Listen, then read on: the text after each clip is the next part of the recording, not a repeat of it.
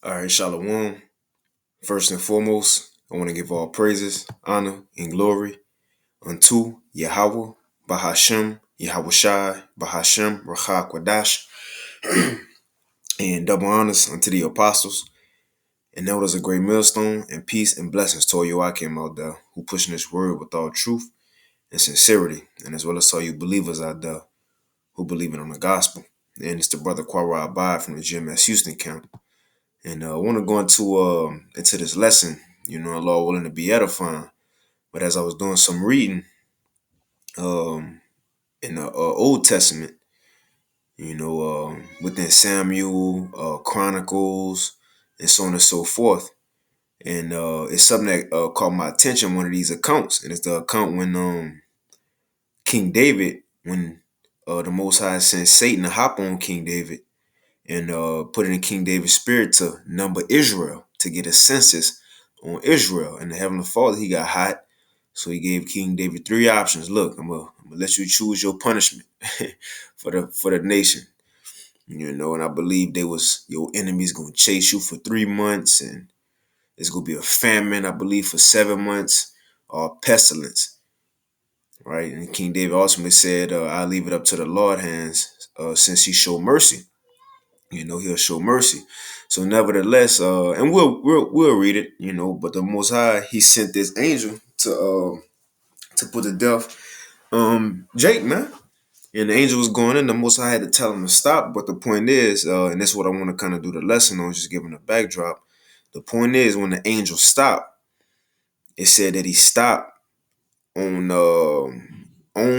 of or by a threshing floor. You see, it say he stopped on a threshing floor. Right? And I got the definition on what a threshing floor is. We'll kind of read a little bit of it and go into it. But it was spiritual because it says after King David seen the angel stop on a threshing floor, the Most High told King David, now look, go by that threshing floor, go by it and build an altar to me right there on the threshing floor. Right? And over time, King Solomon, when he actually built the temple, it was in that same exact spot over the threshing floor. Now, the purpose of me wanting to do this lesson is that it reminded me of, especially when you go into the definition of a threshing floor and what it's for, that our temple was built on top of it, man. Right? And it made me think about what that is, that Daniel 2, when it said once the Heavenly Father goes set up his kingdom, right? Set up his kingdom, which, starting first and foremost with the house of David. All right, with the house of David, man. And David, the one who purchased the threshing floor, right? But with the house of David, which is the temple, which is the kingdom of heaven, and that's the believers, man. But we know, going back to Daniel 2, it reminded me when it said, once the kingdom of heaven be set up, all these other nations and rulership gonna be destroyed like chaff and blown away as if they was in a threshing floor, man. you know and the other scriptures about how we gonna rule over the other nations once our kingdom be established, man. And again, once the kingdom established, that's when the temple is gonna be finished. That's when the temple, when Yahweh Shai come back, that's gonna be the last building block to finish the temple, you know. But nevertheless, I want to hop straight into it. Lord willing, this lesson be edifying. But as you see right here, just on Wikipedia, it says threshing floor. It says threshing or thrashing.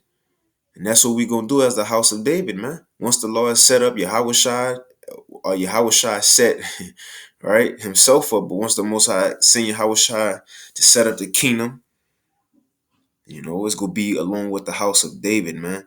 And it says, and what King David did at the time of these other nations, they was under his subjection. He ruled over them.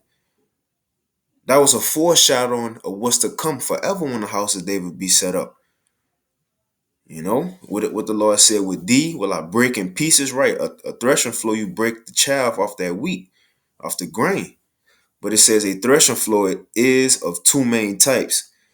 Number one, it says specifically a flattened outdoor surface, usually circled or paved. It says, or two, inside a building with a smooth floor of earth, stone or wood, where a farmer would thresh the grain harvest and then winnow it, blow it in the wind. And again, that's what reminded me of that Daniel 2. Once we get set up, the memory of these other nations and their kingdom, it said it's going to be blown in the wind. It says an animal steam powered threshing machines, right? I'm going to go down to the point. It said its uses was, and look, this is an example of threshing floors over here. I got, hold on, so y'all can kind of see it, you know. And what they'll do is, you see, they had certain oxen or donkeys in there, have it going around with the and stomping on the wheat or the on the wheat, right? Stomping on it, and then from there, the outer casing of it will be let loose and blown away in the wind, and you keeping that main part. You see,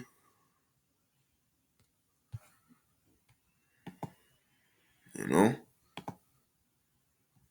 But again, man, just to think that's a sci-fi temple. I was like, man, what that? That's heavy. But let's get back to it. Let's finish and we'll get into the scriptures. So it says the use of a threshing floor is, it says the sheaves of grain would be opened up and the stalks spread across the threshing floor. Pairs of donkeys or oxen or sometimes cattle or horses would then be walked around about and often dragging a heavy threshing board behind them to tear the ears of grain from the stalks and loosen the grain itself from the husk.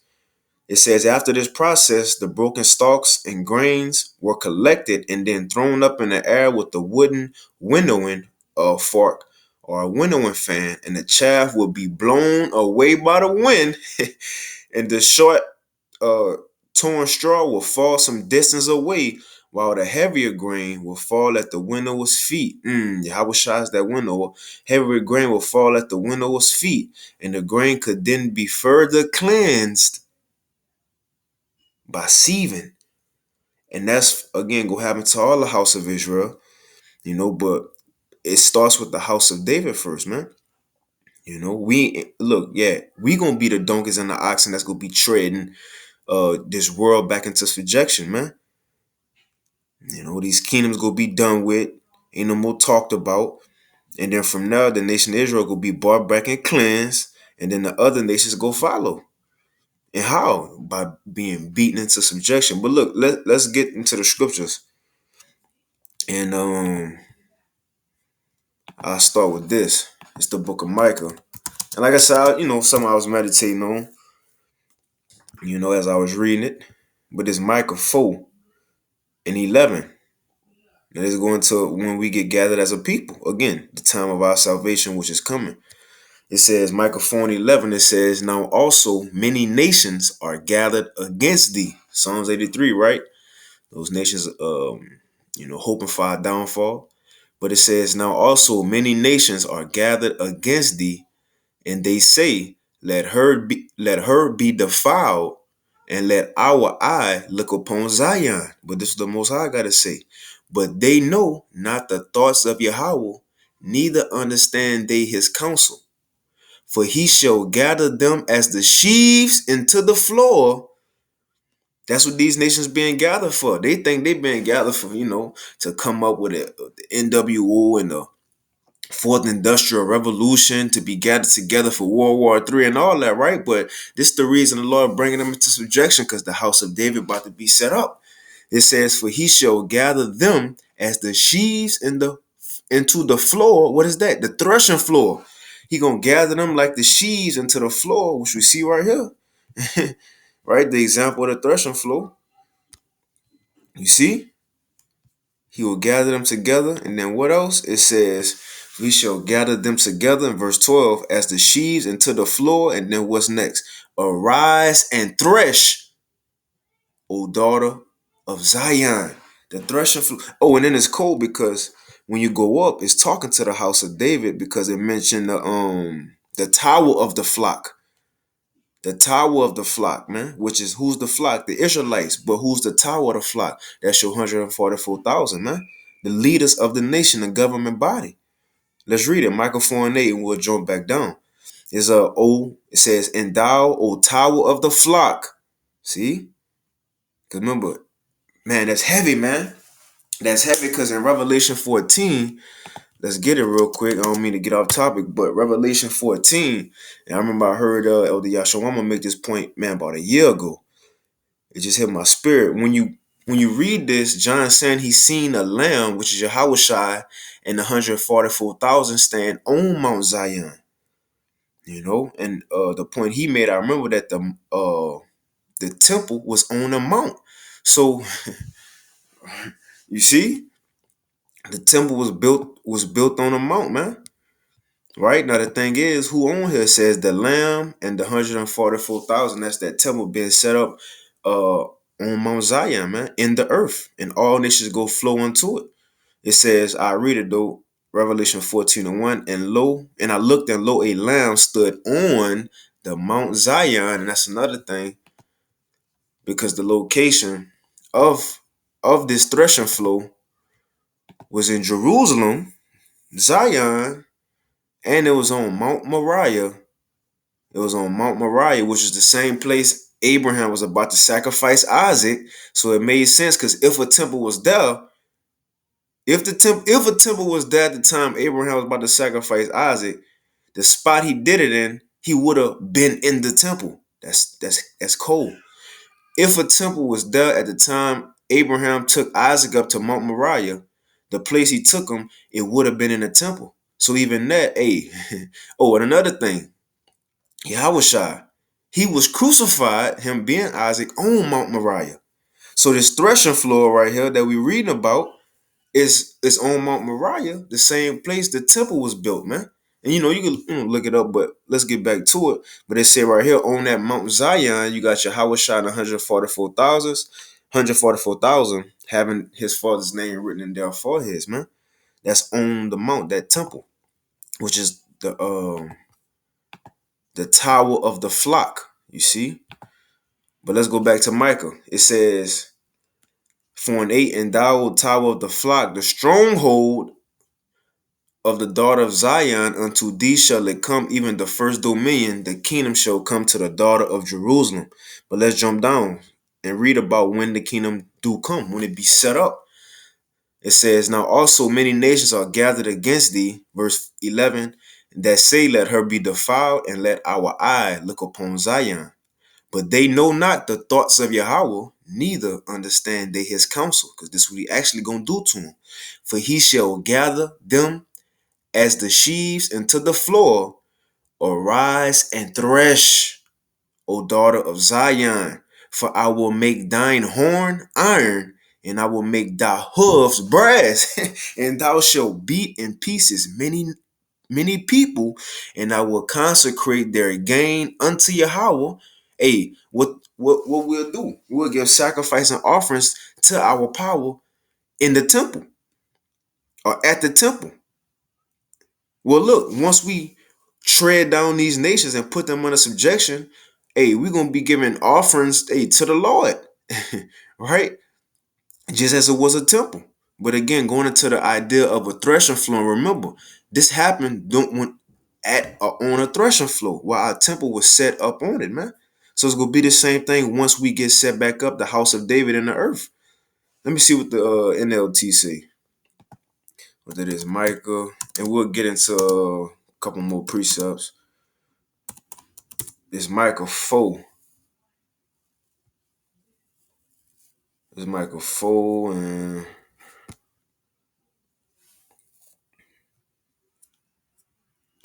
Micah 4 and 12 NLT. And we'll move on. Micah 4 and 12 NLT says, but they do not know Yahweh's thoughts or understand his plan. These nations don't know that he is gathering them together to be beaten and trampled like sheaves of grain on a threshing floor. Rise up and crush the nations, O Jerusalem. For says Yahweh, for I will give you iron horns and brass hooves, so you can trample many nations to pieces. You will present their stolen riches to the Lord, their wealth to the Lord of all the earth, man. You see, so again, just as our temple was on the threshing floor, when we get set back up, being the temple, which temple ye are, being the temple the same thing will go back into place. Right? Come on, man. Let's get this.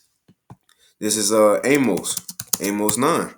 Because again, it goes into the same thing. Once the house of David start to be gathered together, it's gonna be likened unto a threshing. Separate not only the elect from the rest of Israel. That's one. But then once that's once the elect set up in the kingdom, that's gonna separate all Israel from the world now. No more power structure from the heathens. No more chance of losing our rulership and another nation conquer us. No, that's gonna be done. It's gonna be a clear separation in that day once we set up, like Yahweh Shah said in that parable with Lazarus and the rich man. It's gonna be a great gulf fixed. That's gonna separate us. It's gonna be impossible for us to be like a heathen, and impossible for a heathen to be like an Israelite in that day. But let's get this. This is Amos 9:9. It says, "For lo, I will command and I will sift." Sift, that's what a threshing floor of was used for, to sift the house of Israel among all nations, like as corn is sifted in a sieve. Yet shall not the least grain fall upon the earth. And that's what it said in that definition right here. With the threshing floor, it says, right here, the chaff will be blown away by the wind, that's sifting, and the short torn straw will fall some distance away, while the heavier grain will fall at the winnow's feet, and that's the elect, the house of David. Lord willing, we'll part our number. We at Yahweh's feet right now, like Mary, right? And it says, and the grain could then be further cleansed by sieving, right? So back in Amos 9, it says, "For lo, I will command and I will sift the house of Israel among all nations, like as corn is sifted in a sieve, and yet shall not the least grain fall upon the earth." And when that happened, it says, verse 11, "And in that day I will raise up the tabernacle of David that is fallen." Come on, hey, remember, King David was the one who bought the threshing floor, man. You see? King David was the one who bought that area right there from Jebus, which is, again, that's what it was before it was named Jerusalem. But he bought it out of all people. David bought it because it was going to be his tabernacle, right? Him and Yahweh tabernacle that was going to be raised back up on that threshing floor, man. Because when you read it, hey, I wouldn't be surprised if that angel that came was Yahweh, you see? But it says, "In that day I will raise up the tabernacle of David that is fallen, and close up the breaches thereof, and I will raise up his ruins, and I will build it as in the days of old." Right? Because when Solomon actually built the kingdom, David already had all his enemies under subjection. That's what it's coming back to, man. But let's get that actual account. Because we've been going without getting the account, really. Let's get the actual account. It got it in First Chronicles. It got it in First Chronicles, and it got it in Second Samuel. But let's get it in Chronicles because it give a little more detail. And I kind of want it down. It's a lucky for being long when I should have been kind of read into it. So this after King David, was told, look, you got to choose your judgment. So this what happened. He said, let the Lord choose. Verse 13. This First Chronicles 21:13. "And David said unto Gad, I am in a great strait." It says, "Let me now fall into the hand of Yahweh, for very great are his mercies, but let me not fall into the hand of man." So the Lord sent a pestilence upon Israel, and there fell of Israel 70,000 men. And the Most High sent an angel unto Jerusalem to destroy it. And as he was destroying it, Yahweh beheld, and he repented him of the evil. So he had to stop the angel. It says, "And said to the angel that destroyed it, It is enough. Now stay thine hand."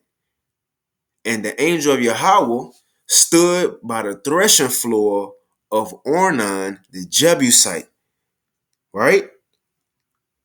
So he said, look, stay your hand. And it's also cool because, again, he was on the set place the Most High was going to choose to have the temple, and that was mercy in itself. Mercy came from you see.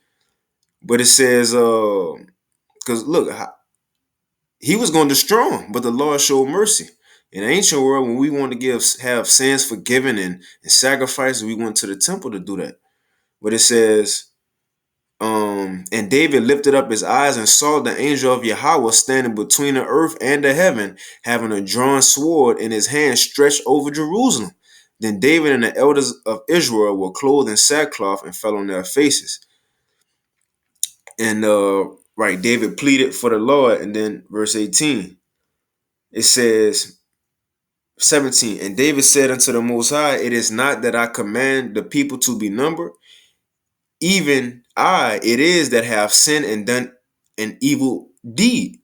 But as for these sheep, what have they done? Let thine hand, I pray thee, O Yahweh, my power be on me and on my father's house, but not on thy people, that they should be plagued. And then the angel of Yahweh commanded Gad to say, so the angel told David to do this, just like, it was, come on, man. The rock of the church, it says, then the angel of Yahweh commanded Gad to say to David that David should go up and set up an altar unto Yahweh in the threshing floor of Ornan the Jebusite. So our altar was literally built within the threshing floor, man. I don't know how big it was, but it was though. And it had a meaning behind it, man. Because look, again, David did this when the house of David be set up. It's going to be just like a threshing floor. The purpose, we're going to break in pieces these nations. And we're going to get it. So King David set up the altar there, which the angel told him to do it. But it says, and David, verse 19, and David went up at the saying of Gad, which he spake in the name of the Lord, and Ornan turned back and saw the angel and his 4 sons with him hid themselves. Now Ornan was threshing wheat. And David came to Ornan, and Ornan looked and saw David and went out of the threshing floor and bowed himself to David with his face to the ground, just like these heathens gonna do. Isaiah 60, right? They shall bow down and, right? This is a foreshadowing on what's to come. It says, then David said to Ornan, grant me the place of this threshing floor that I may build an altar therein unto Yahweh, and thou shalt grant it for me for the full price, that the plague may be stayed from the people. You see? Now, let's see if we got a little more. Right, I jump down. It says, verse 26, and so King David paid for it, and it says, and David built there an altar unto Yahweh, and offered burnt offerings and peace offerings, and called upon Yahweh, and he answered him. So the Most High, he answered him how? And he answered him from heaven by fire upon the altar of burnt offering. Just like I'm sure he did with Abel's sacrifice. Right?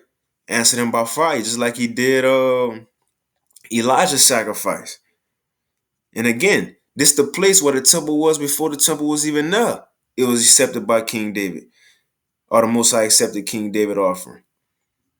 And that's what turned away the Lord. And it says, and at that time, when David saw that Yahweh had answered him in the threshing floor of Ornan the Jebusite, he sacrificed there. He sacrificed there. But let's get Daniel 2, because it's gonna say when we get in the kingdom, right? And we be set up when Yahweh shall come. It says these other nations gonna be where we at? Right here, Daniel, blown away.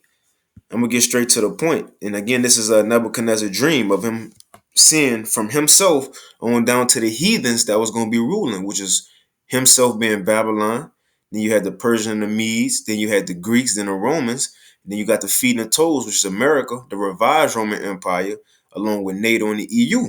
In today's time, the feet and the toes. And then he gonna see who? That stone coming, Yahweh, and the judgment of these nations gonna be as the judgment that it says what happens at a threshing floor. They gonna be blown away, man. Why? Because this gonna be the day that the tabernacle of David gonna begin physically on earth. Here it is, the king's dream. I read the dream and then I get the interpretation. It says, Daniel 2:31, thou sawest, O king, And behold, a great image. This great image, whose brightness was excellent, stood before thee, and the form thereof was terrible. This image's head was of fine gold, his breast and his arms of silver, his belly and his thighs of brass, his legs of iron, and his feet part of iron and part of clay. And thou sawest till that a stone was cut out without hands, which smote the image upon the feet that were of iron and clay and break them to pieces. So this Yahweh coming. And he coming at the time we in the feet and the toes. That's why he smote the image on the feet. But it's the point. Then was the iron, the clay, the brass, the silver, and gold broken to pieces and became like the what? Like the chaff of the summer threshing floor. And the wind, like a threshing floor do, and the wind carried them away, that no place was found for them.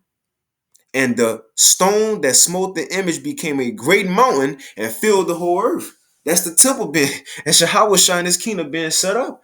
But it ain't just gonna be in Jerusalem. No, it's gonna be the whole earth now. You see? But again, once the house of David, the temple, right, the kingdom be set up, again, all these other nations will be like as it was chaff in a threshing floor, blown away, no more rulership. We're gonna be talking about giving history classes to our children on, Alexander the Great. We might, mention them, but it ain't gonna be we studying and George Washington. We ain't gonna care about that no more, man. You know. Let's jump down to what that meant. It says, Daniel 2 and 44, and in the days of these kings shall the God of heaven set up a kingdom, the house of David, that temple, which shall never be destroyed, and the kingdom shall not be left to other people. The heathens ain't gonna be on the level we gonna be on. It says, but what it's gonna do? But it shall break in pieces and consume all these kingdoms, and it shall stand forever. Right? Our kingdom, we gonna consume and try down these other nations once we be established.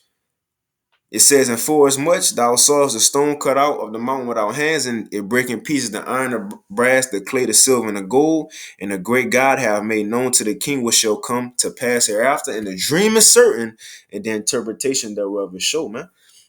Hey, let me get this real quick, because even John the Baptist mentioned how Yahweh he was go baptize with fire, and also he mentioned, come on, man. He said something about Yahweh concerning the threshing floor. And I end it. There's and I'm gonna get one in second Ezra 10 too. But this Luke 3, and it's about Yahweh. What is that?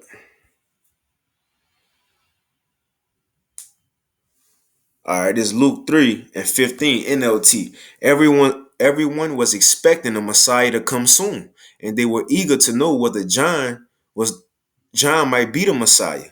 And John answered their questions by saying, I baptize you with water, but someone is coming soon who is greater than I. So much greater that I am not even worthy to be his slave and untie the straps of his sandals. He will baptize you with the Holy Spirit and with fire. He is ready to separate the chaff from the wheat with his winnowing fork. You see? So again, that's Yahweh Shah. Let's read this again. After this threshing process, the broken stalks and grain were collected and thrown up in the air with a wooden winnowing fork or winnowing fan. It says, and the chaff will be blown away by the wind, and the short straw will fall some distance away. That's those nations being brought to naught, right? Being taken from their glory. It says, while the heavier grain, the house of David, will fall at the winnower's feet. That's Yahweh Shai. And what he gonna do to us? And the grain could then be further cleansed by sieving. We gonna be made perfect in that time too, man. Fully clean. But it says, verse 17 in Luke 3, he is ready to separate the chaff from the wheat with his winnowing fork, and then will clean up the threshing area, gathering the wheat into the barn, but burning the chaff with never ending fire, man. And again, that's first and foremost going into the elect being separated, from the non-believers, But again, once Yahushua come back and we rule, the elect will be separated again by him come up hither and coming back down, right? And then from that temple will be set on the threshing floor, man. We're gonna break in pieces and consume. Um, let's see, Second Ezra 10 and 9 ended. But like the scripture said, again, we ain't get it, but we quoted it. How the Lord said, with thee, man, let's get it. With thee will I break. Let's get that real quick before I get Second Ezra 10. This Jeremiah 51 and 23. It says, no, that's not it. Salaki, hold on. Okay, yeah, there's Jeremiah 51. Salaki, back with me. Jeremiah 51 and I know it's in here. Okay, 20. It says 19. The portion of Jacob, which Jacob was David, the portion of Jacob is not like them, for he is the former of all things, and Israel is the right of his inheritance. Yahweh of hosts is his name. It says, thou art my battle axe and weapons of war. For with thee will I break in pieces the nations, and with thee will I destroy kingdoms, man. So the house of Jacob or David, right, is going to be used, which is the temple, is going to be used to break in pieces these nations, man. But let's get Second Ezra 10. And again, that's the job of a threshing floor. And we've been getting examples, to show how that spiritually could be likened to the ministry, but it's heavy because our temple was literally built on top of a threshing floor. And the Most High just have it right there, chose that spot for no reason. Because again, that same mountain, where he chose it to be, that threshing floor that's the same Mount Moriah Isaac was about to be sacrificed on. That's the same Mount King Solomon built the temple on. Let me get that. The Second Chronicles 3 and 1 real quick. And that's also the same mountain, Mount Moriah, that Yahushua actually got sacrificed on. This Second Chronicles 3 and 1. Then Solomon began to build the temple of Yahweh in Jerusalem on Mount Moriah, where the Lord appeared to his father David. It was on the threshing floor of Araunah the Jebusite, the place provided by David. You see? So that's where it was, man. But let's get that Second Ezra 10. Because this is Ezra's. The Most High was he was in the field. The Most High was giving him a vision. He seen this woman. It's talking to this woman, but it was symbolic for the kingdom. And why should it say? Again, going into our kingdom, or the temple being set up, because when we go be the temple in the kingdom. But this Second Ezra 10 and 44, it says, this woman whom thou sawest is Zion. See, that's what it represented. She was Zion, which is us. It says, and whereas she said unto thee, even she whom thou seest as a city builded, right? The tabernacle of David, the city builded, it says, whereas I say that she said unto you that she have been 30 years barren, and there are 30 years wherein there was no offering made in her. But after 30 years, Solomon builded the city and offered offerings, and then bare the barren a son. Let's jump down. I want to get to the point. Okay, here it is.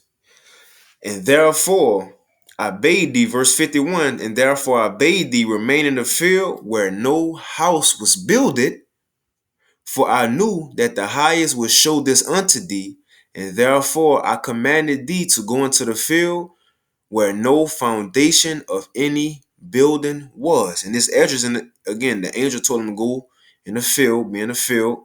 And right here, explaining to him, I wanted you to go in the field where you ain't had no house on it, because he's going to tell him why. And again, having a mindset of when the kingdom be set up, ain't no other nation go stand. It says, and I ended with this, therefore I commanded thee to go into the field where no foundation of any building was, for in the place wherein the highest beginneth to show his city, there can no man's building be able to stand. A threshing floor. So when the Most High began to show his building, his kingdom through Yahushua, Jerusalem coming down out of heaven, prepared as a bride adorned for her husband, coming out the chariots, what's going to happen? For in the place wherein the highest beginneth to show his city, there can no man's building be able to stand. And look, the foundation of our building is a threshing floor. So once the house of David get raised back up, it's going to be back to that. Come on, man.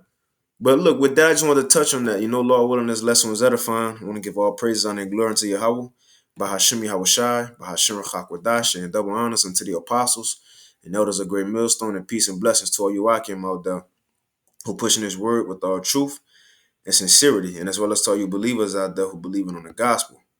And keep fighting, keep pushing. We're almost out of here. And with that, shalom.